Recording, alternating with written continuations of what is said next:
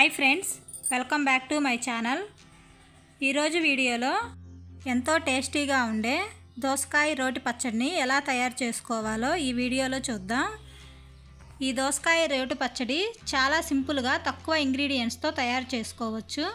ముందుగా స్టవ్ వెలిగించి ప్యాన్ పెట్టుకొని ఒక 2 స్పూన్లు పల్లీలు తీసుకొని వీటిని ఫ్రై చేసుకోవాలి.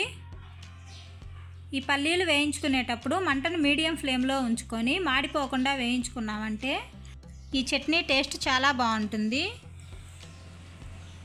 చూడండి, మనకి పల్లీలు వేగిపోయాయి.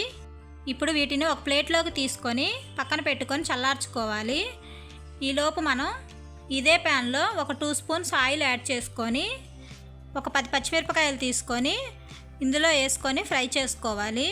ఈ పచ్చిమిరపకాయలు కొంచెం ఫ్రై అయిన తర్వాత ఒక 2 టమాటాలు కట్ చేసుకొని ఇందులో యాడ్ చేసుకోవాలి.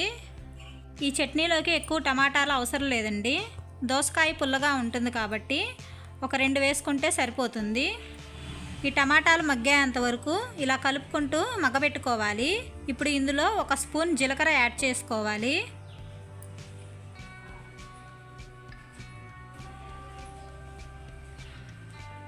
కొంచెం చింతపండుని తీసుకోండి. ఒక చిన్న నిమ్మకాయ సైజ్ అంతా చింతపండుని వేసుకోవాలి. ఒక 4-5 రెమ్మలు చిన్నుల్లిపాయలు వేసుకోవాలి. వీటన్నింటినీ ఒక 2-3 నిమిషాల పాటు ఇలా ఫ్రై చేసుకొని మనకి టమాటాలు మగ్గిపోయాయో లేదో చెక్ చేసుకోండి. ఈ టమాటాలు మగ్గిపోయాయి. ఇప్పుడు స్టవ్ ఆఫ్ చేసుకొని వీటిని ఒక 5 నిమిషాల పాటు చల్లారనివ్వాలి. ఈలోపు మనం ఒక మీడియం సైజు దోసకాయ తీసుకొని ఇలా చెక్కు తీసి సన్న ముక్కలుగా కట్ చేసుకోవాలి. మీకు ఇష్టం లేకపోతే ఇలా సీడ్స్ తీసేసి దోసకాయని సన్న ముక్కలుగా కట్ చేసుకోండి. సీడ్స్ కావాలంటే సీడ్స్తో పాటు దోసకాయని ఇలా ముక్కలు కట్ చేసుకోండి. నేనైతే సీడ్స్ తీసేసి ఇలా సన్న ముక్కలుగా కట్ చేసి పెట్టుకున్నా. ఇప్పుడు ఒక మిక్సీ గిన్నె తీసుకొని ఇందులో పల్లీలు వేసుకొని ఇలా పౌడర్ లాగా చేసుకోవాలి. ఇలా పల్లీలు మిక్సీ పట్టుకున్న తర్వాత మనం ముందుగా వేయించి పెట్టుకున్న పచ్చిమిర్చి టమాటాలని ఇందులో యాడ్ చేసుకోవాలి.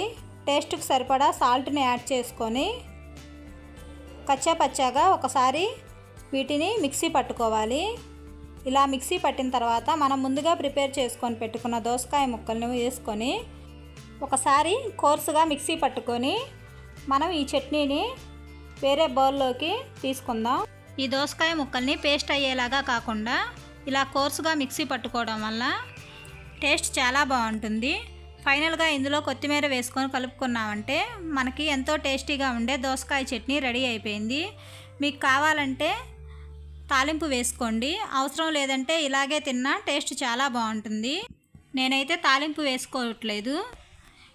ఈ వీడియో మీకు నచ్చినట్లయితే తప్పకుండా సబ్స్క్రైబ్ చేయండి, లైక్ చేయండి.